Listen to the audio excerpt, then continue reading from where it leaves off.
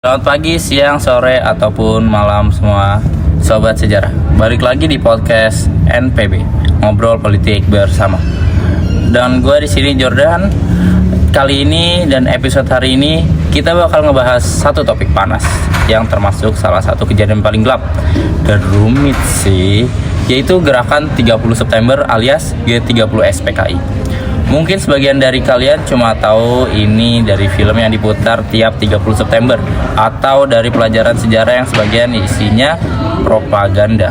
Tapi hari ini kita bakal lihat peristiwa ini dari sudut pandang ilmiah dan juga secara global.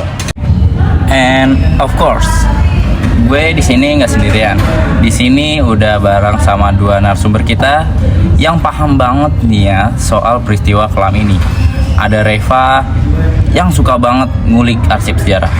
Halo Rev. Hai Jordan, hai semuanya. Wah, ini topik yang berat tapi penting banget. Jadi semoga kita bisa ngobrol dengan jujur dan tetap enak didengerinnya ya. Mantap. Dan di sini juga ada Kristiadi, pengamat politik nih, global yang katanya kalau baca jurnal tuh kayak baca novel. Gimana kabarnya Kris? Waduh, jadi malu nih. Udah siap banget nih Jor, gas yuk. Oke, kita mulai dari basicnya dulu nih. Reva, sebenarnya G30 SPK itu apa sih? Kayak niatannya tuh apa? Jadi gini, peristiwa G30S atau PKI itu kan terjadi malam 30 September pada tahun 1965 ya. Ada 7 perwira tinggi TNI AD yang diculik dan dibunuh oleh kelompok yang menamai dirinya sebagai Gerakan 30 September. Mereka mengklaim kalau mereka mau menggagalkan kudeta dari Dewan Jenderal atas Presiden Soekarno. Dewan Jenderal itu menurut mereka ya adalah 7 perwira TNI AD yang mereka bunuh itu. Jadi mereka tuh mikirnya si 7 jenderal ini lagi nyusun skenario buat ngulingin pemerintahan Soekarno. Oleh karena itu harus diamankan. Dalam artian diculik dan dibunuh. Tapi yang terjadi malah close. Keesokan harinya, pada tanggal 1 Oktober, Soeharto yang waktu itu masih Mayor Jenderal udah gercep mengambil alih komando dan menyatakan bahwa ini pemberontakan yang didalangi oleh PKI. Akhirnya dalam hitung hari, militer mulai melakukan pembubaran PKI dan penangkapan besar-besaran. Jadi itu bukan cuma soal pembunuhan 7 jenderal aja? Betul, itu trigger, tapi efek dominonya luar biasa. Dan jangan lupa, setelah itu muncul fase yang gelap banget, yaitu pembersihan anti sampai komunis. Ribuan, bahkan ratusan ribu orang dibunuh dengan atau tanpa bukti keterlibatan. Itu menjadi salah satu pembantaian massal terbesar di abad ke-20. Dan ironisnya, banyak warga biasa yang jadi korban. Aku mau nambahin juga nih, kan tadi disebut kalau versi mereka untuk mengamankan Dewan Jenderal karena mau menggulingkan Soekarno ya, karena anti PKI, nggak loyal terhadap Nasakom, artinya nasionalis agama komunis yang diusungkan oleh Soekarno. Tapi kalau versi Orde Baru, G30 SPKI adalah kudeta yang gagal oleh PKI, bukan aksi pencegahan. Jadi mau gulingin Soekarno lalu bentuk negara komunis. Nah, tapi kalau berdasarkan akademik nggak ada bukti kuat kalau Dewan Jenderal yang dimaksud itu beneran ada ataupun berniat untuk menggulingkan Soekarno. Banyak sejarawan yang menganggap itu sebagai narasi yang dibuat-buat untuk melegitimasi aksi G30 SPKI. Banyak juga yang merasa peristiwa itu dipakai militer, terutama Soeharto, sebagai alasan untuk menghabisi PKI dan merebut kekuasaan. Ya, ini masih kontroversial lah ya. Berarti G30S ini pro Soekarno, apa bukan? Secara klaim iya, mereka mau melindungi Soekarno dari kudeta militer kanan itu. Tapi secara dampak justru membuka jalan buat Soeharto untuk naik dan Soekarno akhirnya disingkirkan pelan-pelan. Wah, dari awal aja sih udah berasa serem dan ribetnya ya. Tapi G30S ini sebenarnya jadi ancaman untuk siapa sih? Dan kenapa?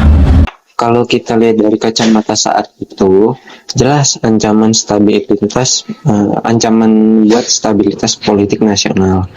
Bayangin aja dulu, ada kudeta yang berhasil membunuh 7 jenderal. Itu nunjukin lemahnya koordinasi militer dan keamanan negara.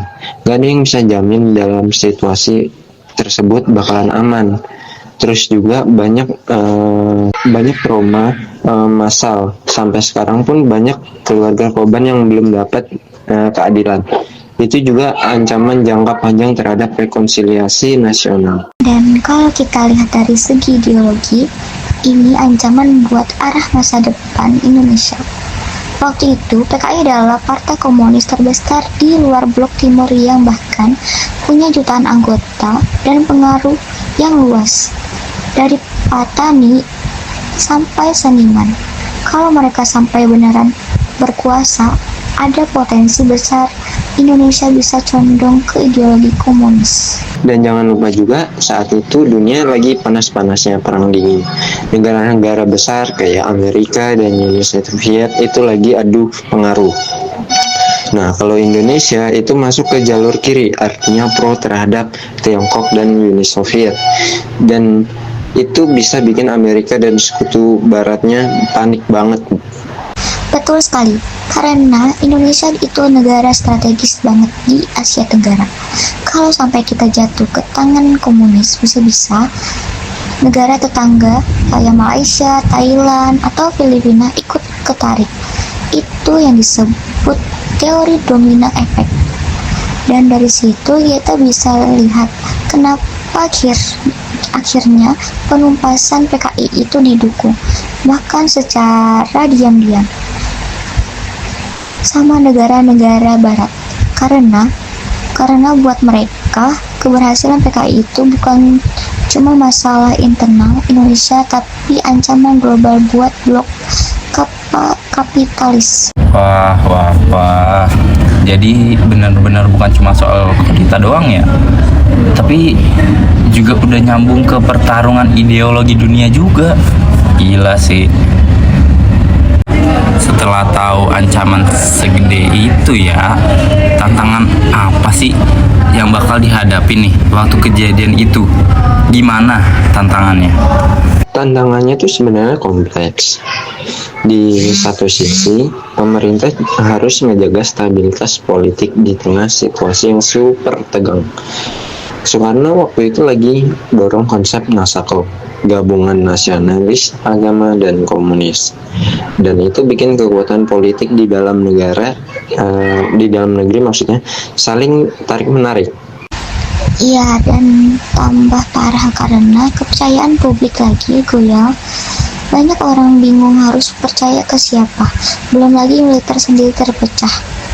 Ada yang loyal ke Soekarno, ada juga yang mulai condong ke Soeharto yang tampil sebagai penyelamat. Terus juga media pada saat itu belum netral. Banyak propaganda rakyat yang nggak dapat informasi yang utuh. Soekarno sendiri juga makin otoriter dengan demokrasi terpimpin, di mana ada kebijakan ekonomi terpimpin. Jadi banyak proyek mercusuar yang anggarannya gede, tapi hasilnya nggak ada.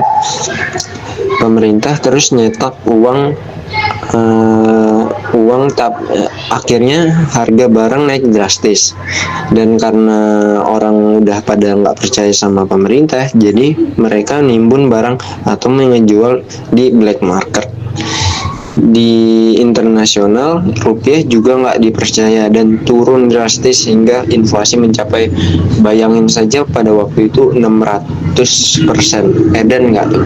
Ah, bentar, gue minum dulu. Soalnya shock banget sih dengan fakta-fakta ini. Gila. Tapi kenapa ya gak bisa dicegah? Maksudnya kenapa bisa segitu parahnya gitu? Satu kata, yaitu ketertutupan. Gak ada transparansi bahkan di dalam militer sendiri. Banyak konflik internal. Gak semua jenderal sepakat soal kebijakan Soekarno atau soal PKI. Dalam situasi kayak gitu, karena udah didesak, jadi banyak keputusan yang hanya berlandasan emosional. Yang penting PKI harus lenyap gitu aja. Dan jangan lupa, narasi dikuasai oleh satu pihak. Jadi masyarakat nggak punya cukup informasi buat berpikir kritis. Media waktu itu sepenuhnya dikontrol. Akibatnya, siapapun yang terindikasi PKI langsung dianggap musuh negara. Oh, I see. Lanjut. Ini bakal jadi pertanyaan terakhir sih. Ada gak sih negara asing yang ikut main dalam artian ya bener-bener campur tangan di sini? Ada, dan ini serius sih menurut aku. Jadi Amerika Serikat diduga keras terlibat diam-diam. Mereka khawatir Indonesia bakal jatuh ke tangan komunis. Jadi mereka punya kepentingan untuk dukung militer Indonesia dalam menumpas PKI. Bahkan ada laporan dari GI pada tahun 2000-an. Kalau Amerika itu bantu kasih data nama-nama anggota PKI ke tentara. Tujuannya ya biar bisa ditindak secepat mungkin. Ini bagian dari strategi besar AS untuk ngejaga dominasi mereka di Asia Tenggara.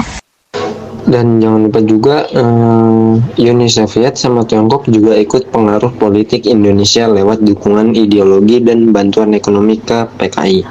Jadi dua blok besar dunia itu memang sama-sama main di tangan sini. Waduh.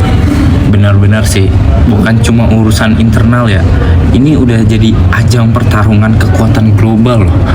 Makanya nggak heran sampai sekarang kita masih ribet ngebahas siapa sebenarnya yang salah dan apa yang benar di sini. Gila sih, dari yang awalnya kelihatan kayak konflik dalam negeri gitu aja ya kan. Gue pikir cuma masalah kudeta aja. Ternyata banyak banget lapisan-lapisan yang tersembunyi di dalam masalah itu ya. Bener banget. Kita sering mikirnya cuma soal sejarah kelam. Tapi kalau dilihat lebih dalam, banyak banget pelajaran yang bisa kita ambil, mulai dari pentingnya stabilitas politik, kehati-hatian dalam ambil kebijakan ekonomi, sampai bahaya manipulasi informasi. Dan yang paling penting, sejarah ini ngajarin kita bahwa bangsa sebesar Indonesia tuh bisa sangat rentan kalau arah politik dan ekonominya tuh nggak jelas. Ancamannya tuh bisa datang dari dalam, dari luar, atau bahkan dari sistemnya sendiri. Jadi ini itu bisa menyebabkan kehancuran di dalam suatu negara. Oke guys, itu dia episode kita hari ini. Makasih Reva dan Chris buat sharingnya yang sangat mind blowing ya guys. Kalau kamu suka bahas kayak gini, jangan lupa follow dan share podcast ini. Gue Jordan, pamit undur diri. Sampai jumpa di episode berikutnya. Bye bye guys.